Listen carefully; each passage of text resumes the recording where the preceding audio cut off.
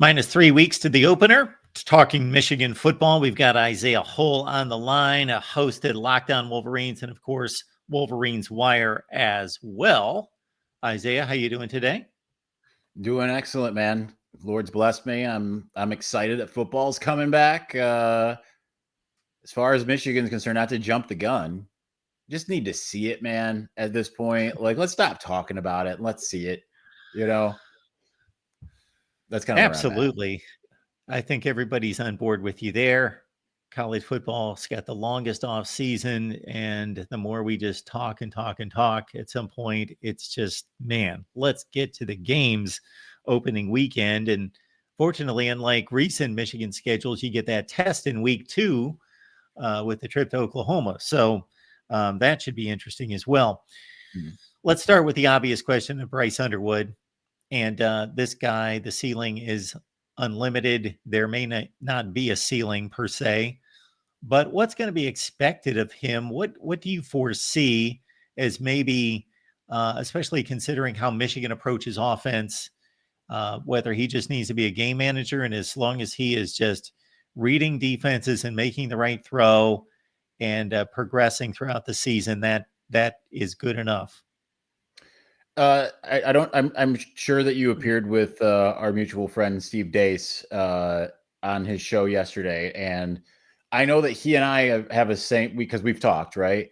I know Steve's thing is he needs to be a jag, just a guy. I say, like, he doesn't need to be like a hero. I think he'll be more than just a guy. I don't think that they need him to be like this, like crazy, like what his potential is. I think you look for that more years 2, years 3. To me, like, the big thing is, can he be Cade McNamara in 2021?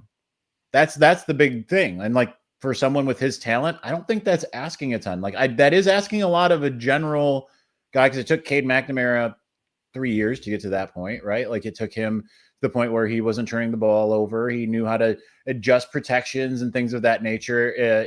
Know what he was seeing on the other side. And that actually is a tall ask, but Bryce has a lot of innate capabilities. So really, it's not necessarily about can you make those protections and all of that. Like, yeah, you're going to be asked to do that. But like, more so, can you just not turn the ball over? Like, yeah, we're going to need some wild plays every now and again, but like, we're not asking even probably for 3,000 yards. Can you do like 2,600 over a 12-game regular season? Can you do 2,600 and have like a touchdown interception ratio that is like somewhere around like the 5 or 6 to 1, 10 to 1 if possible? Like, could you do that? Just be smart with the football. And I'm curious to see, because like, it would have been a little bit more interesting in, like, say, the Jim Harbaugh offense, which I think was going to much more of a West Coast offense compared to Chip Lindsey, who is looking more to stretch the field, go downfield. That's going to be where I think it's interesting, because it's different when you're trying to go kind of shallow. And I think that's where you're going to see a little bit more of what he can do, because he's going to be throwing downfield. He's going to be stretching the field. They're going to try to have some of those big explosive plays. Can you just not make the big mistake? And, you know, you're coming out of practice, it sounds like there are some of those. People say freshman mistakes. I think that these are the same types of mistakes that any quarterback that is not terribly seasoned is going to have in a new offense, especially one that is trying to go more downfield than closer to the line of scrimmage. So can he just be consistent is the big thing. I think that I agree with Steve with his assessment. He just needs to be a guy. Right? He just needs to be someone that you can count on, rely on. He doesn't need to be super flashy. You can get to the flash later, because the thing is Michigan has like extremely good defense, and that I still think people are somehow sleeping on to some degree. And I think that if the defense does its job, they just need Bryce just to essentially move the chains, don't turn the ball over, kind of the type of stuff we saw from J.J. McCarthy in 2022. So in preparation for this conversation with Steve on Michigan Podcast, I looked at the schedule, understanding style of offense, Bryce Underwood, true freshman, and I spitballed about as close as you did on the yardage total. I threw down like 27-14, just to have an exact number. And then I thought about touchdown to pick ratio. I know you're just throwing numbers out there, but 10 to 1, you think he can do something like that? I was thinking like, I don't know, 21 to 8. I'm also like, that was like not a premeditated number. So that was just throwing stuff out. But yeah, I mean, yeah, I think Cade was something like 19-4. So I guess that's more like an 8-1. I think you're so if you're Bryce, maybe you're shooting for 7-1, something like that. Like maybe not that good, but like something like that, right? Because things happen too. Like not every interception is the quarterback's fault. So if you can get like 6-1, 7-1, I mean that's really good. 5-1 is probably more of the target.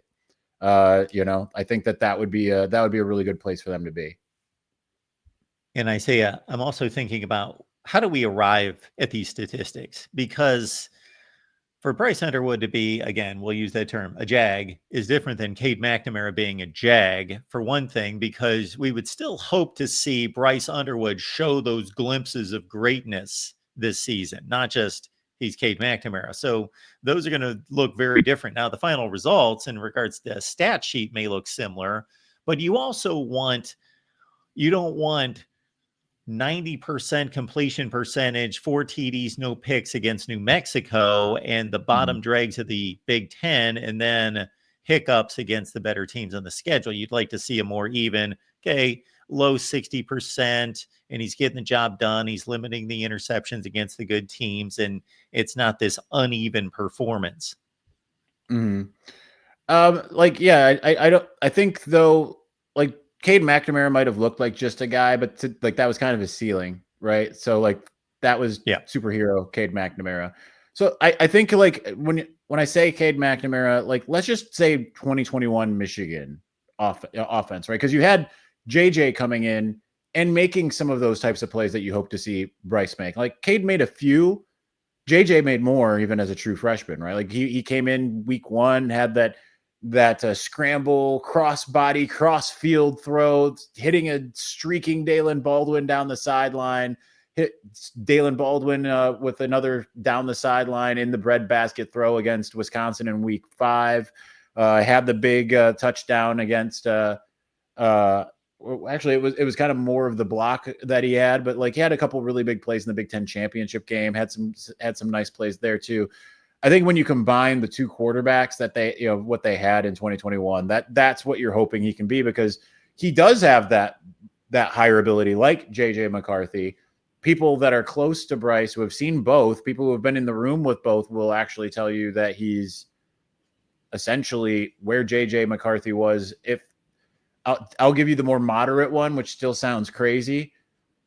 I had one person tell me that he's where JJ was in 2022, his sophomore year. So if that's the case, then you can expect some ability to make some of those bigger plays and everything.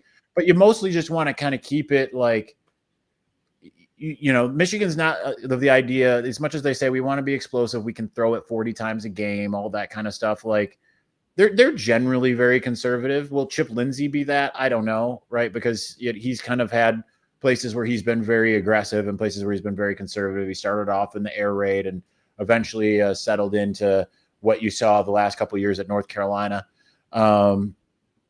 So I think you kind of more want to, you're going to see downfield chances. You're going to see shots. You're going to see him put the ability out there, but is he playing hero ball all the time? I think in a couple of years, you might be able to say, we're going to play hero ball because we can. You're right. You don't necessarily need to do the style of Michigan that's like the boa constrictor as much offensively, and we're just going to run it down your throat. I mean, that's still going to be part of it, but I think that now you can kind of keep it under wraps. You can go a little bit intermediate rather than fully downfield. Just try to limit the mistakes, try to just move the chains, get them into a rhythm. And especially because you do have a front loaded schedule. You've got that Oklahoma and the Nebraska game and USC in the first half of the schedule, all on the road. So with that, you kind of want to just limit the ability to for him to make mistakes, but get him some confidence as well. And even with those tougher teams, I say tougher teams, we don't know what they're going to be. Oklahoma was 6-7 last year. The other two were 7-6 that I just mentioned. So we kind of look at the schedule and say you kind of go off of name recognition, and you're like, Oklahoma, man, that's gonna be a battle. Maybe. I don't know. I don't they got John Mateer, they got his coordinator. That duo did not look good against Power 4 competition last year. Is it going to be a heck of a lot better? Maybe.